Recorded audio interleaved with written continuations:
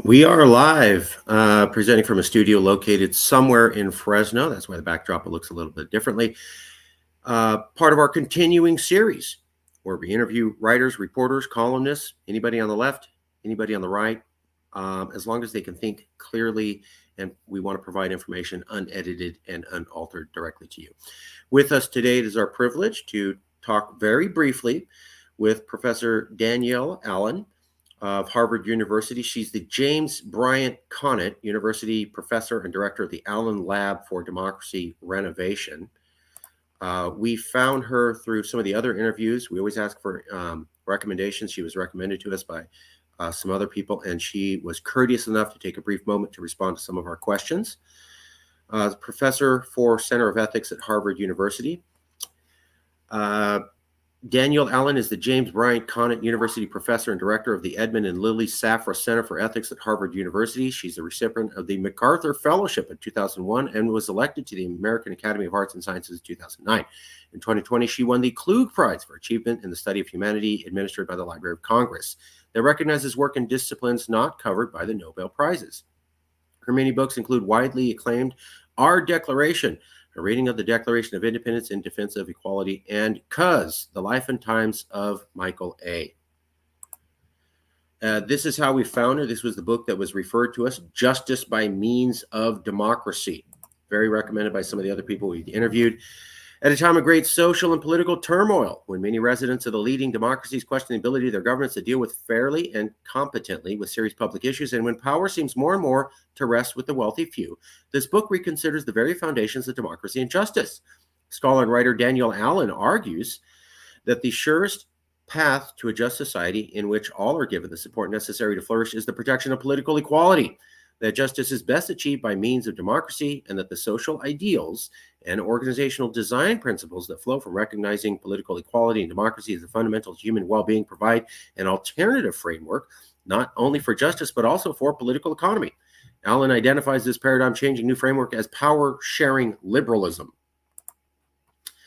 Liberalism, more broadly, is the philosophical commitment to a government grounded in rights that both protect people in their private lives and empower them to help govern public life. Power-sharing liberalism offers an innovative reconstruction of liberalism based upon the principle of full inclusion and non-domination, in which no group has a monopoly of power in politics, economy, or society. By sharing how we all might fully share power and responsibility across all three sectors, Allen advances a culture of civic engagement and empowerment, revealing the universal benefits of an effective government in which all participate on equal terms. So her argument, I've seen other places. I also saw it here in this article. Political polarization isn't the only problem. One problem is a lot worse than the other. When this is what they said, starting out at the broadest level, what Shannon and I argue is that too many scholars in the field like political science and communication focus on polarization as being the foremost democratic concern, whereas in the context of movements of our own time, like Black Lives Matter, polarization is actually the byproduct of various groups struggling for political and social equality. So polarization itself might not necessarily be bad. Put into a broader framework of understanding relations between various groups, who gets to exercise citizenship, who gets to exercise their basic right to life. When we have groups that are protesting for equality and threatening dominant institutions such as the police, the concern should be that we have groups that are deeply unequal, but not necessarily that those groups pushing for equality cause polarization or cause other people to backlash against them. This seems very similar to me to Professor Allen's book. Basically, polarization is caused because there's inequality. Not everybody has a fair shake. Some people are trying to claw their way back into equality. That looks like polarization, but is not.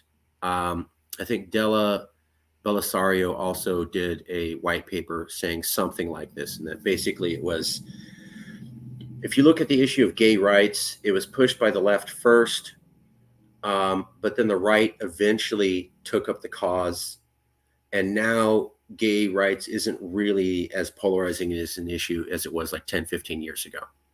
If you look at it that way, we're not polarized. We're just the left moves on to something and then the right eventually catches up. But there's a brief period of polarization. The other way to look at it is, as they're saying, LGBTQIA plus people have not been treated fairly. They were fighting for equality.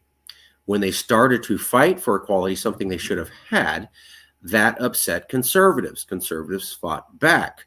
The conservative pushback to the recognition for gay marriage that we saw about 10, 15 years ago, some people would say that caused polarization. That was very polarizing. Angry people upset about an issue.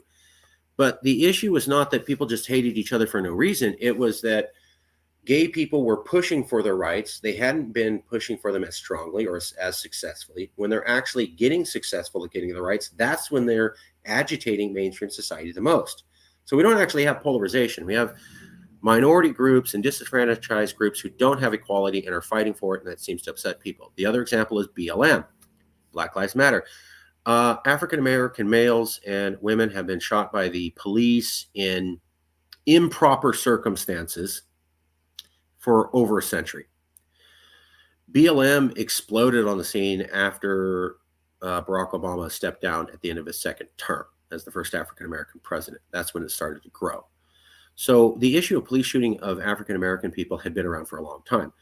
Suddenly, though, you started having the BLM protests. In response, you had the Blue Lives Matter protests. And in response, you had Donald Trump and conservatives hating on BLM. They weren't even talking about police shooting Black people before until BLM agitated. So if you look at it that way, African-American people didn't have full equality. They were fighting for full equality. When they started to fight with BLM protests, then the mainstream got upset because of the agitation and started to attack back. So you have polarization now where some people are supporting BLM, others are supporting Blue Lives Matter. But the only reason you have that conflict is because the underlying issue of African Americans didn't have equality. There's a lot there. So here is the question we had. Do you think political polarization in America will heal itself naturally? Is the question I asked the professor, and here's the response. The people can heal itself through resources and means that are organic to it, and therefore, yes, polarization can be healed naturally. But can this be done without intentionality and effort? Probably not. But for human beings to put in effort and intentionally to solve a problem such as polarization is itself a natural process. Human beings are, after among other things, problem solvers. So a little bit of a misinterpretation of the question. I was saying, when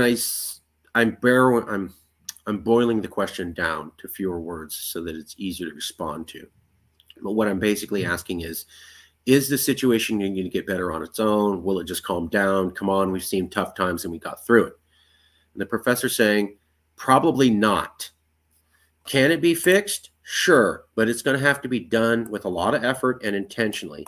And if you don't put this effort and intentionality into it, you're probably not going to fix the problem. So no, it will not naturally calm down on its own, but it can calm down with a lot of effort and intention. Without that, it probably will never get better. So if we as a society come together and start focusing on solutions to fix political polarization and we have the willpower to see it through, yes. If we do not come together and we do not have the willpower to see it through, it's probably never going to get better. That's what the professor says. So a very educated person, very well respected. Many people referenced this professor. So we'll leave it there. That's her opinion. Thank you very much. And we'll see you, Goon, with more information.